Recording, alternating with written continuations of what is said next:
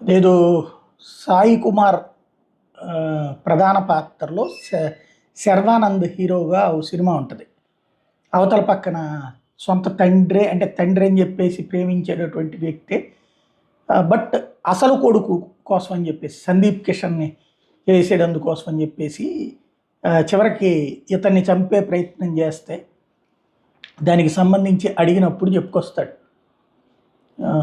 బంధాలేమి ఈ నిజ జీవితంలో ఉండవు, ప్రధానంగా తేడాలు ఉంటాయి అన్నటువంటిది. ఇప్పుడు ఆ, అధికారం, సొమ్ము ముందు, బంధాలు అనేది ఉత్తుత్తి మాట.